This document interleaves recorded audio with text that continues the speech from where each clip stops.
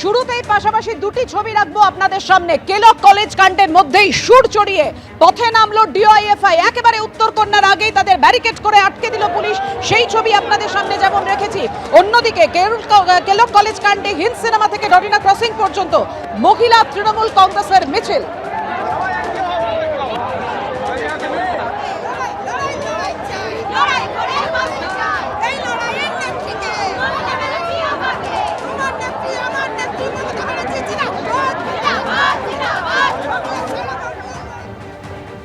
এদিকে বেলগাছিয়া কাণ্ডে প্রতিবাদ, হাওড়া পুরসভার সামনে বামেরা প্রতিবাদ জানাচ্ছে, সেই প্রতিবাদের ছবি আপনাদের সামনে রেখেছি।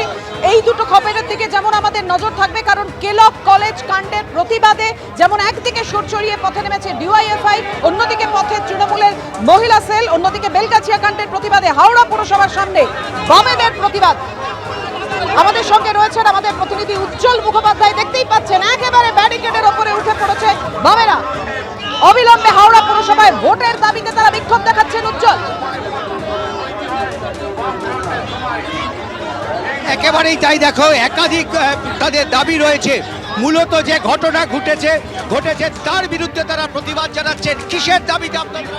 এই কর্পোরেশনে 18 সাল থেকে মমতা ব্যানার্জির সরকার ভোট করায়নি, দুর্নীতি আখড়া হয়ে গেছে। রতিন চক্রবর্তী তৃণমূলের টিকিটে জিতে মেয়র হয়ে এখন বিজেপিতে চলে গেছে, আর সুজয় চক্রবর্তী এখন এখানে বসে জমিদারি চালাচ্ছে। 5 জন জমিদারের বিরুদ্ধে আমাদের লড়াই। আপনারা মূলত কি দাবি করছেন? আমাদের দাবি হলো এই পুরসভায় অবিলম্বে ভোট করাতে হবে। এই পুরসভার মানুষের বেহাল পুরো পরিষেবা ফেরাতে হবে।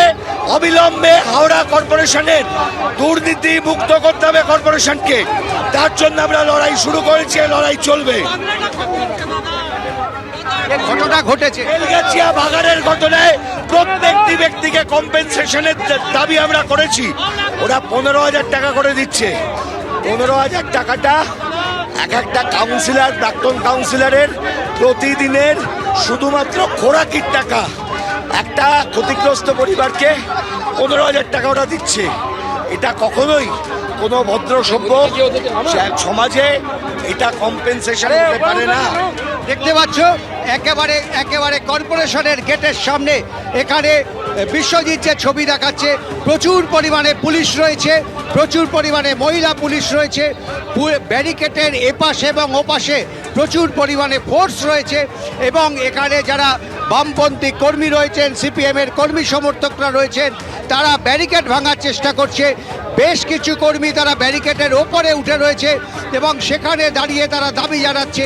তাদের দাবি 2018 সালের পর থেকে কর্পোরেশনে কোনো নির্বাচন হচ্ছে না, এবং বছরের পর বছর হয়ে গেল। যিনি মেয়র ছিলেন তিনি তৃণমূল কংগ্রেসের প্রতীকে জিতে তিনি এখন বিজেপি করেন, ফলে এখানে কোনো স্থায়ী মেয়র নেই। সব মিলে তারা মনে করছেন যে অবিলম্বে কর্পোরেশনের দিন ঘোষণা করতে হবে, এবং একই সঙ্গে যে ঘটনা ঘটেছে যারা ক্ষতিগ্রস্ত হয়েছেন তাদেরকে পুনর্বাসনের ব্যবস্থা করতে হবে। মূলত এই দাবিগুলোকে সামনে রেখেই তাদের এই কর্পোরেশন অভিযান, এবং এই মুহূর্তে কিন্তু একেবারে কর্পোরেশন গেটের সামনে রীতিমতো ধুন্ধুমার অবস্থা।